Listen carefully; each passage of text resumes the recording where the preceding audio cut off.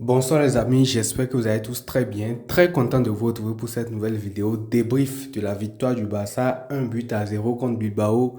Ça faisait un petit moment que je n'avais plus fait de vidéo, c'est parce que j'étais un peu pris. Donc on va rentrer directement dans le vif du sujet de ce match-là qui vient juste après la presque remontada du Barça contre l'Atlético Madrid. Et lors de ce match-là, le Barça avait laissé beaucoup de plumes sur le terrain, que ce soit en termes de blessures, d'énergie. On a perdu notamment Koundé et Baldé contre l'Atlético. Pedri s'est sacrifié pendant tout le match. Donc aujourd'hui, il était évident d'avoir de la rotation et c'est ce qu'on a eu avec Hansi Flick déjà dans le 11. Pedri était sur le banc, Rafinha était sur le banc.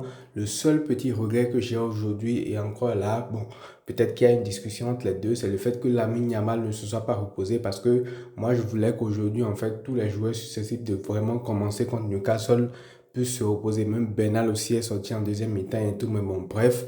Le plus important, ça reste quand même la victoire du Barça, 1 but à 0.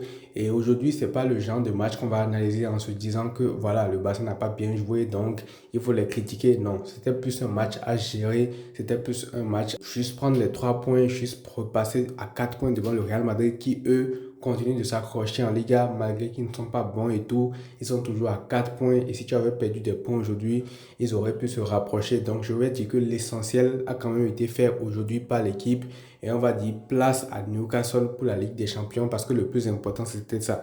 Il fallait pas blesser les joueurs et tout, il fallait juste les faire roter pour qu'ils soient frais et prêts à 100% contre Newcastle qui est le rendez-vous le plus important. Et si dans ça tu arrives à prendre les 3 points comme le Barça l'a fait, là c'est encore tout bénef. Donc déjà, ce match-là, comme je l'ai dit, on ne va pas l'analyser vraiment au pain fin. Je vais juste revenir rapidement sur moi, les joueurs qui m'ont un peu déçu dans ce match-là. Et déjà, on va commencer par le cas Ferran Torres. Parce que voilà, Ferran Torres, ça fait quand même un bon moment maintenant qu'il n'est plus bon. Et je sais, c'est pas seulement parce qu'il est nul ou quoi, non. Parce que ça reste un bon joueur quand même. Ferran nous l'a montré. Et d'ailleurs, en début de saison, qu'il vous souvienne, il marquait énormément de buts, ce qui faisait que des fois, il a développé une confiance à un moment donné qu'on a commencé qu'on ne comprenait plus en fait. Le triplé contre le Betis, les buts qu'il enchaînait et tout. Et je pense qu'actuellement, en fait, en plus d'être un joueur qui est moyen, un joueur qui n'est pas forcément un crack générationnel, il est en ce moment aussi dans une forme de manque de confiance parce que ça fait un bon moment quand même, je pense qu'il n'a pas marqué, hein.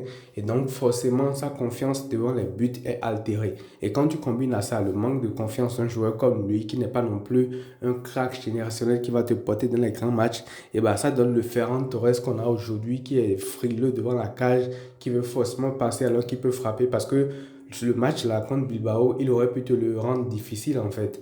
En début de match, je pense qu'il y a un petit ballon en cloche que Lamine Yamal lui donne. Il pouvait frapper, il essaie de faire la passe pour Rashford qui ne pouvait pas forcément être trouvé. Et après, le défenseur revient sur l'action. Et ensuite, je pense à la 20e minute, je vais vous mettre l'image, une passe de Lamine Yamal comme ça pour le trouver dans l'intervalle avant même que le ballon ne vienne.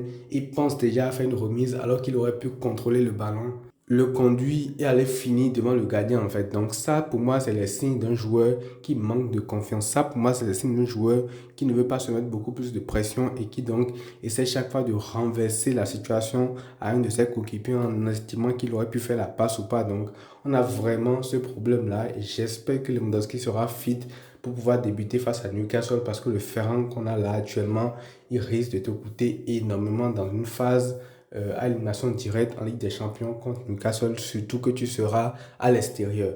À part ça, il y a le match de Rashford aussi qui n'a pas été bon aujourd'hui. C'est le Rashford que je n'aime pas voir, qui est collé à la ligne, qui agit comme s'il n'a aucun QI foot, qui, je pense même que Cancelo, à un moment donné, ça allait les aspirer de jouer avec lui parce que chaque fois que Cancelo a le ballon, tu sais que Cancelo, c'est un passeur de fou. Après, son match n'est pas non plus exemplaire, hein, mais quand même, la plupart du temps, on connaît la patte quand même de Cancelo. Si tu fais les bons appels, si tu te déplaces bien, il y a quand même moyen de te trouver dans de bonnes postures. Mais malgré ça, Rashford aujourd'hui, son match n'a pas été bon. Il jouait la tête dans les guidons, il fonçait sur tout et n'importe quoi. Les déplacements, c'était pas bon et tout. Donc, lui aussi, je pense qu'il doit vraiment faire mieux s'il compte rester dans ce Barça-là. Après, j'ai vu des informations comme quoi le Barça compterait lever sa clause déjà. Je ne sais pas si ça ira au bout, mais en tout cas, vu ce qu'il montre actuellement, même si globalement, si on prend ces stats de la saison, on sait qu'il a été assez décisif et tout. Moi, c'est un Rashford, en tout cas, qui ne me convient pas encore à 100%. Et d'ailleurs, toute la première mi-temps, ça a été comme ça, que ce soit Bernal, que ce soit Casado, que ce soit Olmo et tout. La première mi-temps, ça a été très compliqué. Même Lamine Yamal, la vérité, son match n'est pas du tout bon. Même si finalement, c'est lui qui te débloque ce match-là avec un très beau but enroulé, poteau rentrant, qui finalement débloque le match en deuxième mi-temps.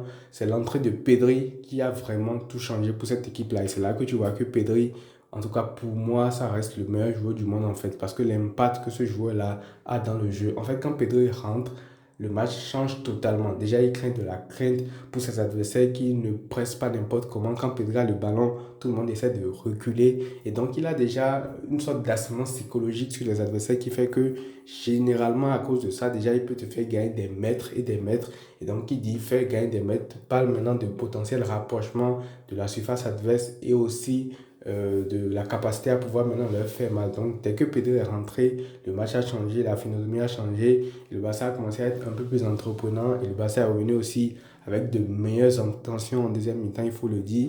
Et donc, ça n'a pas loupé Pedri qui est passeur sur ce but-là de Lamine Yamal, qui enrhume le défenseur de Bilbao, ou alors qui glisse, je ne sais pas trop. Mais en tout cas, très très beau but de Lamine Yamal. Il en est déjà à 14 buts. En Liga, ça fait beaucoup quand même.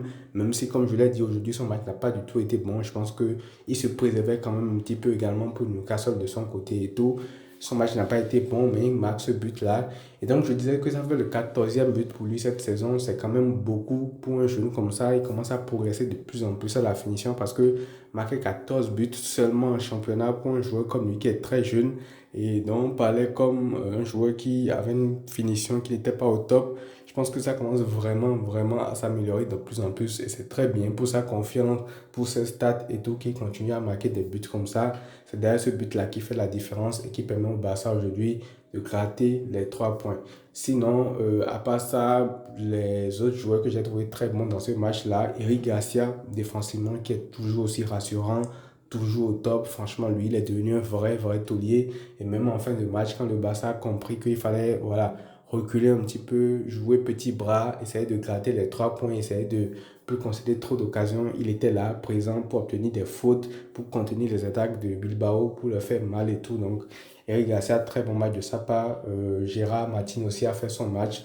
Cancelo également a fait son match. Donc voilà, globalement, quand même, je trouve que même si le match n'a pas été flamboyant, à certains postes, il y a quand même des joueurs qui ont fait leur match. Comment ne pas parler de Joan Garcia aussi.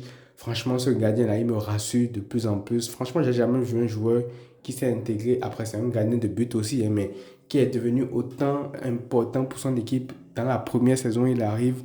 Franchement, j'ai rarement vu ça. Il dégage une telle sérénité, que ce soit balle au pied, dans les sorties, même quand il sort, quand il y a des passes en profondeur comme ça, il sait exactement quand sortir. Il est alerte, il sait dégager les ballons. Et même sur les parades aussi, à un moment donné, en deuxième mi-temps, je crois, en début de deuxième, il y avait une parade comme ça qui t'a faite pour te sauver d'un but, que si tu t'es mangé à ce moment-là, ça aurait été très compliqué en fait.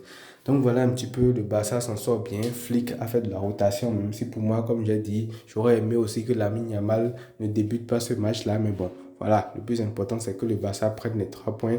Donc voilà, j'espère maintenant que les joueurs vont se reposer correctement et vont pouvoir aborder le match de Newcastle avec le plein d'énergie. Donc voilà les amis, c'est tout pour cette vidéo. N'hésitez pas à me dire ce que vous en pensez dans les commentaires. Prenez tout soin de vous et à très vite.